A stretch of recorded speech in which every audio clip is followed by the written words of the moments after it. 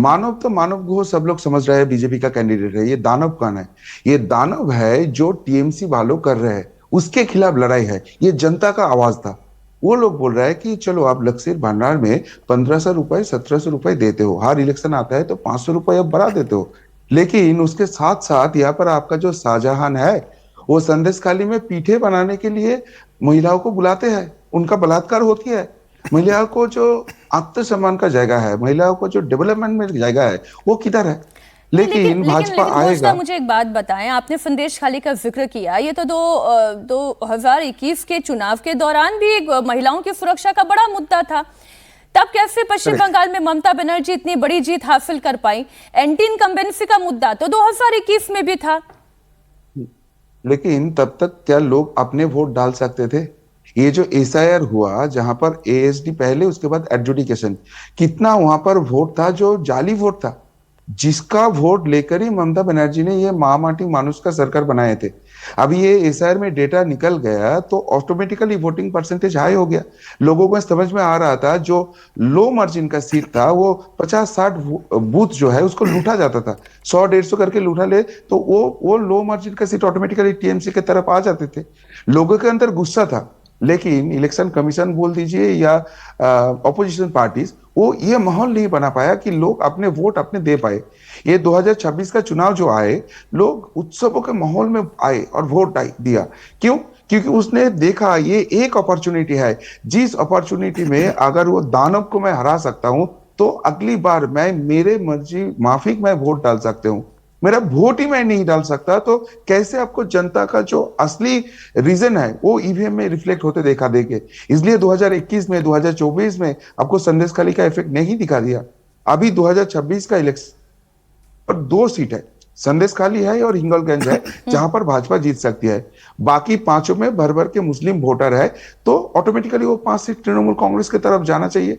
लेकिन अभी जो एग्जिट पोल का डेटा आ रहा है वहां पर दिख रहा है 1 या 2 सीट जो तृणमूल की तरफ जा सकता है। बाकी भाजपा तो नहीं मिलेगा, लेकिन टीएमसी को भी नहीं मिलेगा।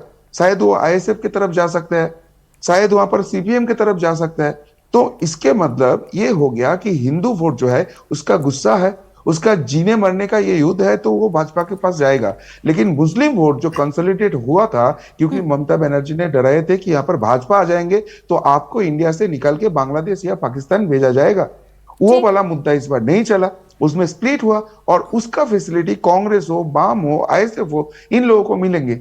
तो ममता का जो अपने वोट थे, अपने वोट बैंक, जिसको उन्हें दुधेल गाय बोलते थे, मतलब जो मुस्लिम वोट बैंक है, वो स्प्लिट हुए दिखते हुए नजर आ रहा है। ऊपर से जो अच्छा, आप ये हिंदू कह रहे हैं कि वोट मुस्लिम है वोट में भी स्प्लिट है और हिंदू वोट कंसोलिडेटेड है। और अगर आप ये जो कह रहे हैं तब तो फिर जो मेड्राइव का आकलन है उससे ज्यादा बड़ी ये विक्ट्री होगी और फिर ये लैंडस्लाइड विक्ट्री होगी बीजेपी के हक में।